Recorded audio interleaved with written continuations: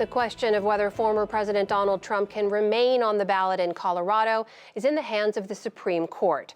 On that and the other political issues driving the start of the new year, we turn to the analysis of Brooks and Capehart. That is New York Times columnist David Brooks and Jonathan Capehart, associate editor for The Washington Post. Good to see you both. Good to see you. Happy New Year. So big news. We have the Supreme Court deciding today they will consider former President Trump's appeal of the Colorado State Supreme Court decision to remove him from the ballot there. That was on the basis of the insurrection clause of the 14th Amendment. This, Jonathan, puts the highest court in the land squarely in the center of one of the hottest political battles this year. What's your reaction to them taking this case up and how it's going to unfold? They have to take it up because this is one of those questions. This ballot access question, primary ballot access question, and the immunity question has never been tested in our lifetimes or in recent memory. And the fact that Colorado and Maine have booted him from the ballot, Illinois is trying to join the effort. Minnesota and one other state that slips, Michigan, have said no. You have a patchwork of state decisions.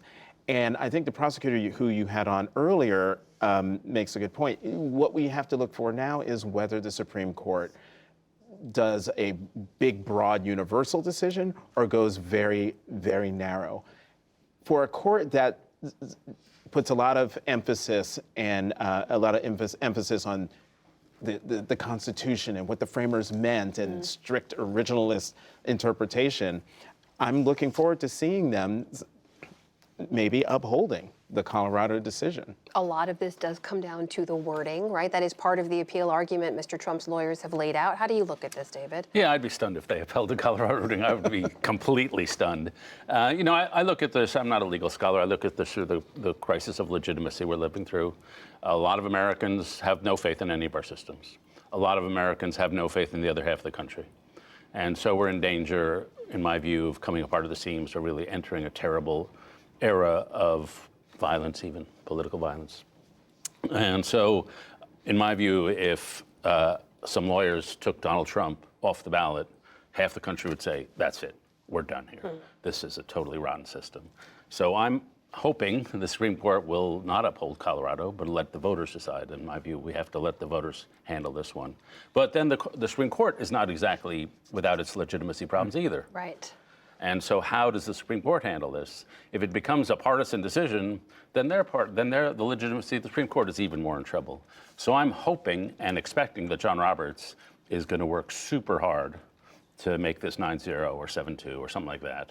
And maybe, if it not restore some legitimacy, at least not have a legitimacy free fall, which I think is what we're looking at. Well, I want to read to you part of a statement we've just gotten from the Trump campaign, and Jonathan, get your reaction to what David just said and to this. They say in a statement from Stephen Chung, Mr. Trump's spokesman, we welcome a fair hearing at the Supreme Court. They argue this is a bad faith, election interfering, voter suppressing argument to remove him from the ballot. I'm paraphrasing here. And at the end, they say we are confident the fair-minded Supreme Court will unanimously affirm the civil rights of President Trump, basically allowing him to remain on the ballot. Jonathan? The one phrase you left out in your summation in the election interfering, voter suppressing, Democrat-backed and Biden-led 14th Amendment abusing decision, blah, blah, blah. I focus on that because that is untrue. These challenges are being brought by Republicans in those states challenging Trump's ability to be on the Republican primary ballot. This has nothing to do with Democrats. Democrats are surely cheering what's happening, but they're not the driving force behind this. And the former president doesn't want to go there, doesn't even touch it, tries to reverse it and put it on Democrats when the call is coming from within his own party. Is there a way for the Supreme Court to weigh in on this and have it not be perceived as political? No, I mean, some people are, you can predict whether people like or dislike Donald Trump is whether they think he should be thrown off the ballot, with a few honorable exceptions. And so, of course, people are going to think it's political. But, if it's a 9-0, then I think we have dodged a bullet. And if it's 8-1, 7-2, as I say, if it's 6-3, it'll just be another step toward the fragility of our system. I want to ask you, too, about tomorrow, which does mark 3 years since the January 6th insurrection. I'm sure you all saw President Biden deliver that really powerful speech today at Valley Forge in Pennsylvania. He is making the threat to American democracy a central part of his reelection campaign. What did you make of the speech and also him centering that message for voters right now? Well, this is going back to the beginning. First, this was his 5th speech since his election on this theme of threats to democracy. This is going back to the beginning because when he announced he was running for president in 2020, he zeroed in on Charlottesville and talked about this was a fight for the soul of America. This speech today did not have that as the title, but that's what he's talking about. That's what he talked about today. That's what he's been talking about in the previous 4 speeches. And I think it is right for him to do this, to focus on that, because without democracy, none of the other things that Americans want will get done.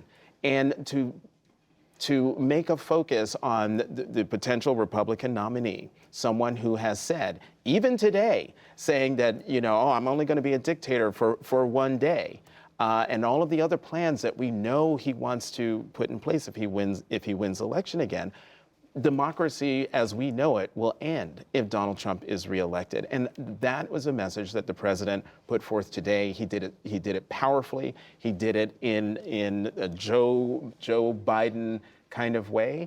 And I think once you set the table with that, all the other things he will talk about on the campaign trail, from the good economy to all the other things that he's been doing for 4 years, will, I think, gel into a bigger message that by the time we get to the election, there will be a reason to vote for him that goes beyond fearing for American democracy. David, I know we've talked about this before. I mean, the economy has been such a big part of their message, and even though the data show it is doing really well, like when you look at the big picture numbers, you've got 216,000 jobs added in December, the inflation rate's down at 3.1%, unemployment below 4% rather, for nearly 2 years, and yet that isn't catching on with voters. Is this message going to resonate? It's important, but not enough, I think. I think it was a powerful speech. I think when he continues to give powerful speeches like this, he will further rebut the idea that he's out of it, that he's some doddering old grandpa. He's clearly an energetic guy with passion, with fervor, and with force. He's a guy running this administration. But, there are a couple things. I've got this nice little Gallup poll here with me from a few months ago. Who do you trust to keep you safe? Yeah. Republicans have a 14-point advantage over Democrats. Who do you trust to keep the country prosperous? Republicans have a 14-point advantage over Democrats. So it's super hard to win an election when the voters think that the other team is better on the biggest issues, let alone immigration, where the Republicans have a huge advantage. So he's got to start with this. He's got to talk about the soul of America, racial injustice, all the stuff that he's been running on. But somehow he has to have an answer that your life is going to be better under me than under him. It all struck. Sorry, go ahead, Jonathan. Yeah. Listening to David, I was scribbling down some notes, listening to you talk about those Gallup numbers, because it took me back to 2022 and the midterm elections. President Biden did this speech at Independence Hall that everyone focused on because, oh my God, it looked so dark with the red and the blue. And why is he talking about threats to democracy when gas prices are high, inflation is high, so on and so forth? He doesn't have his finger on the pulse of America. He's not talking about what Americans are talking about. And then we find out from the 2022 midterm elections that actually people did care. They did care about threats to democracy. And so, I see I listened to the numbers that you pointed out about folks who want Republicans think that they'll be better on this, that, or the other. Same thing was said in 2022, and I would argue that the American electorate is nuanced enough and sophisticated enough to hold both things equally, and then decide which person is better for my safety and security writ large. It did strike me the number of times he mentioned former President Trump by name, which is new and different in many ways. And 46 times. 46, thank you for keeping track. And Mr. Trump still holds a commanding lead in Iowa, which is going to be the first test stop for Republican primary voters to come together and decide who they want to be their nominee. Ambassador Nikki Haley, Governor Ron DeSantis are running a distant second and third. I just want to play for you quick sound bites of how they weighed in on Mr. Trump when they were asked about him in town halls last night on CNN. I agree with a lot of his policies. But the reality is, rightly or wrongly, chaos follows him. And we all know that's true. Chaos follows him. And we can't have a country in disarray and a world on fire and go through 4 more years of chaos. I think a 2024 election where the Democrats get to run against a candidate that is going through all this stuff, that is going to give the Democrats an advantage. Don't have to agree with any of the stuff that was done. That's just the reality.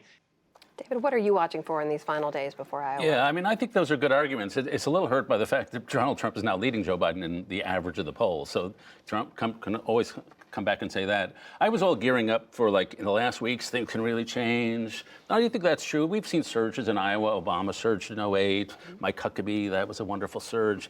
But then I read a statistic that depressed me, which was that nobody has surged more than 12 percentage points in the last month in Iowa. And so the number 2 and 3 are way below 12 points. So it's looking pretty likely that Donald Trump is going to win there. How are you seeing it, Jonathan? Yeah, I see it that way, and that's why I'm more focused on what is Donald Trump's actual vote spread in Iowa versus his lead in the polls.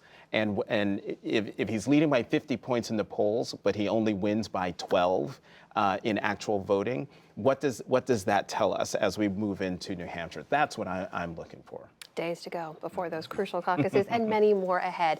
David Brooks, Jonathan Capehart, thank you so much. Always great to see you. Thanks, Anna.